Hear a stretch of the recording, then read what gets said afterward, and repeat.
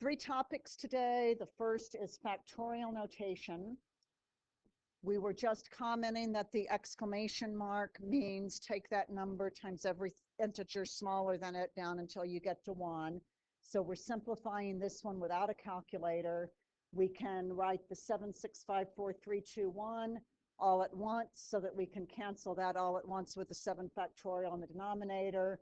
And then we are doing a little bit of canceling and multiplying. And who can tell me what you got when you did your long multiplication? Kai. 15,840, thumbs up or thumbs down? All right, very good. Now let's review if we are allowed to use a calculator on it, how can we enter that on a calculator? So first thing I'm going to do is control divided by, so that I have box over box. I want 12 factorial in the numerator, so I can do the 12, but does anybody remember, or can you look at your calculator and figure out where do I find that exclamation point if I want to enter a factorial? So looking at your calculators, can we find that somewhere on there? And what would we have on that, Sierra? Where would we get it? A little bit louder for me. What?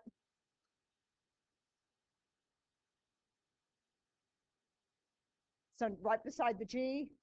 So if you go down to the bottom, right beside the letter G, this little button has question mark, exclamation mark. So if we select that, go across to the exclamation mark, enter, we have our factorial. Let's go down to the denominator. We needed 7 factorial, so that same little button. And I don't remember if we need to hit times in between or not, so I'm going to be on the safe side. I know it'll work if I do that. And then I also needed the 3 factorial. And very same answer, so we must have been on the right track with that. Yes. In all honesty, I don't know.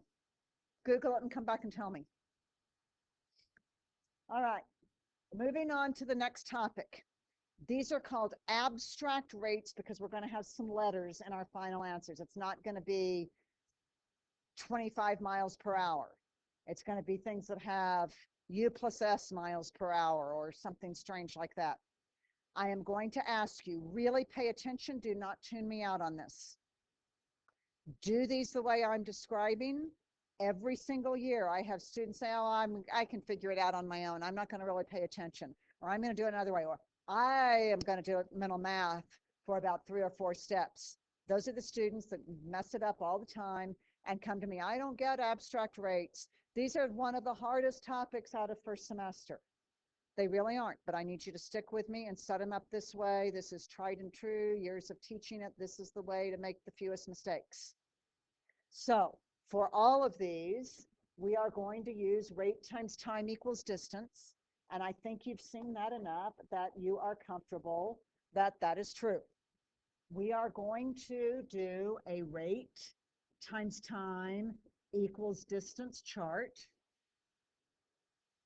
And we are going to have 2 cases in there, maybe original and new, first try, how we've changed it.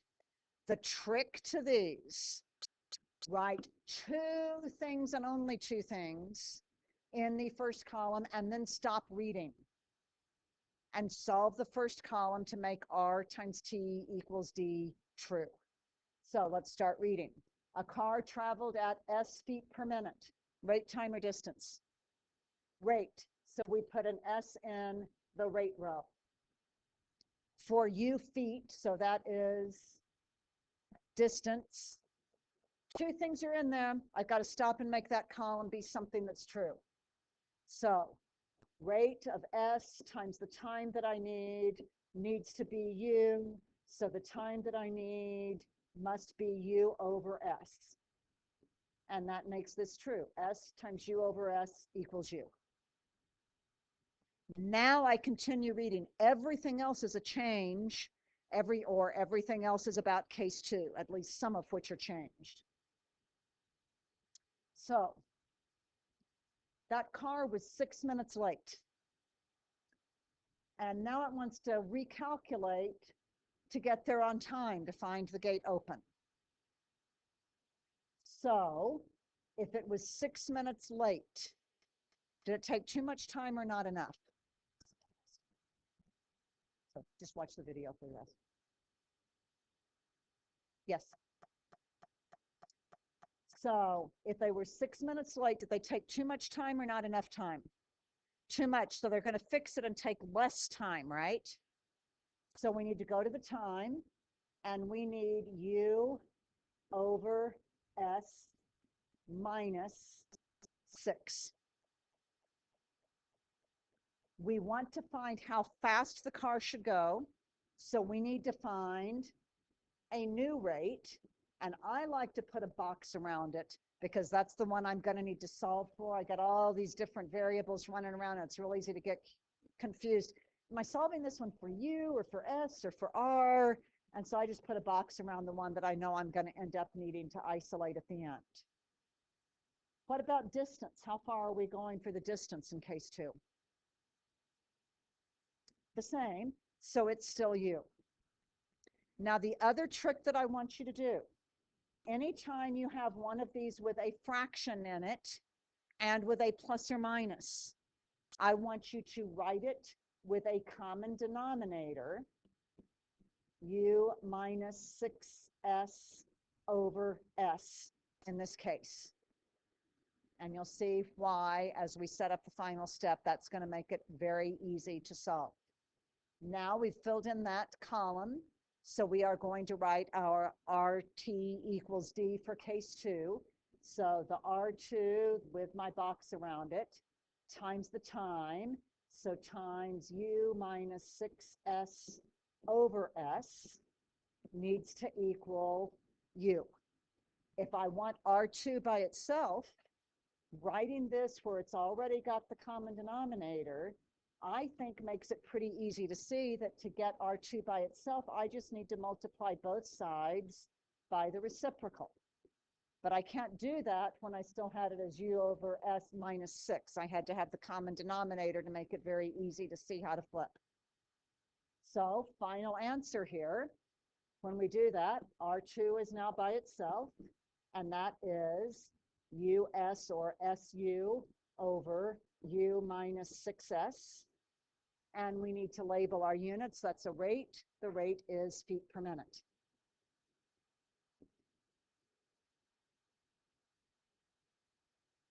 Everybody good there? And our book likes to put parentheses around it if it's got a numerator and denominator, or if it's got any pluses or minuses in it. Okay, let's do one more of those. I'm going to start off the same way, set up our RTD chart. C miles per hour, everybody, rate, time, or distance. D hours, okay, that's time. Do I keep reading? Nope, time to solve. R times T is D, so D has to be CD. Now let's see what changes we have to make. They were 47 miles short. Do they go far enough? And so then we want to find to actually reach that destination. So now we want them to go far enough to get there. So they didn't go far enough. So they need to go farther. So the distance now needs to be CD plus 47. How long would it take? So we're supposed to find a new time. And the rate is increased by 15. So C plus 15. Got my second column filled in. I write RT equals D for that one. So C plus 15 times T2, rate times time. But if I leave it like that, that means just 15 times the T2. I need the whole rate times the time equals the distance. And my box around the T2, that's what I'm solving for. So Nate, what do I need to do to get T2 by itself? Yep. This one didn't have any fractions in it, so I didn't have to worry about that common denominator trick. And my time is in hours. So really not that bad, but please do it this way. Experience has shown that this is the one way that students get it and don't mess it up. Right, let's move on then to our unit circle, those papers that I just handed out with a whole bunch of circles on them. Please label the first one degree circle. And this is very much like what you already know with vectors. We're just going to label these key angles all the way around, but we're only going to be using the angles that we know that we have reference triangles for, plus where we would be on the different axes. So we know that we start out at 0 degrees here on the right, and then this would be 30, 45, 60, and 90 degrees. Be sure you put a degree sign on every one of these all the way around. If I keep going with these multiples of 30, 45, and 60, I have 120, I have 135, I have 150, and I have 180. And again, degree signs on all. Next, I would have 210, and then 225 degrees, 240 degrees, 270 degrees, 300, 315, 330, and then we'd get back where we started and we label this one twice. 0 degrees is also 360 degrees.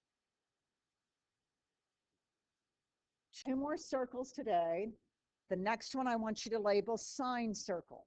We're going to go around on those angles we just wrote down, and for most of them, we're going to write down what the sign would be everywhere on there. There are 4 places that we will wait until tomorrow to fill in. To do these, we're going to combine what we know with reference triangles to get sine, and then on the next circle, cosines of 30, 45, and 60 degrees. We are going to combine that with what we did yesterday with are the sines and cosines positive or negative in the other 3 quadrants, because we'll still use those same related angles. So we said yesterday, everything in quadrant 1 is positive. We're doing the sine circle. Is sine positive or negative in quadrant 2? Positive, so we're going to make sure we put positive numbers here. What about Q3? Negative, and Q4? Negative. So now let's fill in what the signs would be for 30, 45, and 60 in the first quadrant. So we're going to think about what we know. So if this is our 30 degrees right here, here is our reference triangle. And we know that this would be 1, and this would be 2. And you know, that's enough for me to get sine. Opposite over hypotenuse is what? 1/2. So when I'm there at the 30 degrees, which we labeled on the first circle, the sine is 1/2 at that spot. If I do my 45-degree angle, now I know I've got a 1 over here and a √2 here, so opposite over hypotenuse is. So 1 over √2, which you are correctly rationalizing, and we're going to write down √2 over 2. And then going up to my 60 degrees, now this would be 1, this would be 2, this would be √3. So what is opposite over hypotenuse? √3 over 2. Okay, now let's look at all of the ones in the other 3 quadrants that also need a related angle of 30 degrees. So my 30 degrees was right here. So if I am over here at 150 degrees, is that also a 30 degrees for the related angle? So this sign will be the same as that one with a plus sign in front of it because I'm in the quadrant where it's positive. So this one is 1/2. If I am here at 210 degrees, is that also a 30-degree related angle? So I still need the 1/2 from the sign of 30 degrees, but in this quadrant from what we did yesterday, it needs to be -1/2. And if I am over here at 330 degrees, do I still have a 30-degree related angle? So I still need to use the number 1/2, but in this quadrant, the sign is always negative. So Amelia, remind me, what did we just say the sign is for 45 degrees? Root 2 over 2. So now let's look for all of the ones in the other quadrants with a 45-degree related angle. Still going to be root 2 over 2, and in this quadrant, it's positive, root 2 over 2. If I am here at 225 degrees, is that a 45-degree related angle again? So I still need the root 2 over 2, but in this quadrant, it needs to be negative, root 2 over 2. And finally, if I am at 315 degrees, still a 45-degree angle. So negative for that quadrant, root 2 over 2. And you're getting the hang of it now. All of the ones with a 60-degree related angle. So if I am here at 120 degrees, I still need the root 3 over 2. It's positive in quadrant 2, so we fill that in. Quadrant 3, if I am down here at 240 degrees, I still need root 3 over 2, but I need a minus sign in front of it. If I am at 300 degrees, I still have a related angle of 60 degrees. So the sign is still root 3 over 2, but in this quadrant, I need for that to be negative. So let me give you a moment to finish getting those filled in. And tomorrow we will fill in the ones that are on the axes. Okay, final part of our notes for today. Let's label the third circle cosine circle. Let's start the same way we just did with which quadrants are the cosines positive and negative. So everything was positive in quadrant 1.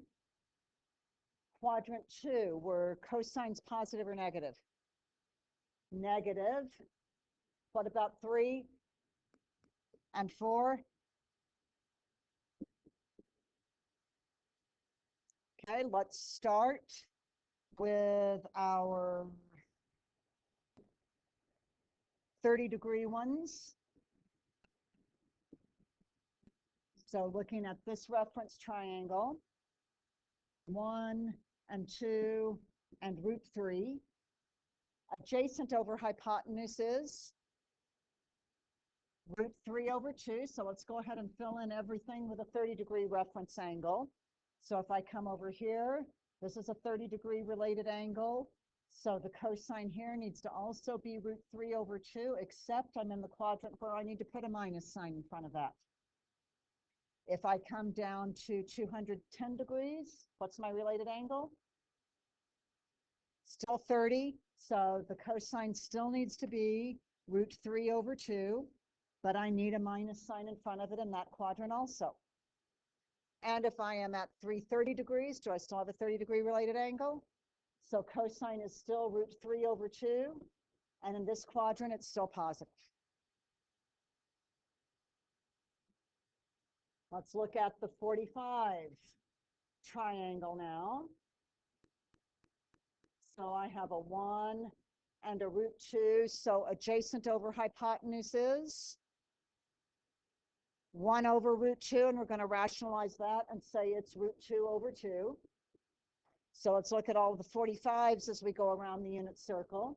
If we are here at 135 degrees, still a related angle of 45 degrees. So cosine is still root 2 over 2, except in this quadrant, everything is negative, so I need a minus sign in front of it. Down in quadrant 3, if I am at 225 degrees, I still have a related angle of 45 degrees, so I still need root 2 over 2 for that cosine, but with a minus sign in front of it. And also have a 45-degree related angle when I am at 315 degrees. So cosine is still root 2 over 2, and this quadrant also is positive. 4 more to fill in.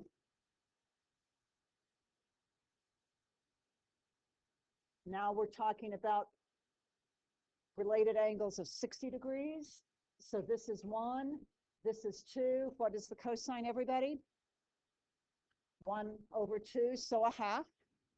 Come over here to 120 degrees, same related angle. So I still need a half, but this is a quadrant where I put a minus sign in front of it. Likewise, if I am at 240 degrees, that's also a related angle of 60 degrees. So that cosine also has to be a half, but this quadrant needs minus signs in front of all of those values. And last one, 300 degrees has a related angle of 60. So we need a half again right here. This quadrant is also positive. Notice on both of these last two circles, the only numbers that we had anywhere were plus and minus 1/2, plus and minus √2/2, plus and minus √3/2. Just different places and different pluses and different minus combinations. We are going to be memorizing these. We will have unit circle quizzes, but I'll warn you before the first one comes up. But we are going to memorize these eventually so that we know them very, very fast. Right now, we can still kind of think about the related angles and kind of look at this and kind of go back and forth with it. But any questions on what we've covered so far? We will fill the rest of these two circles in tomorrow. So be sure you keep these papers all in a safe spot in your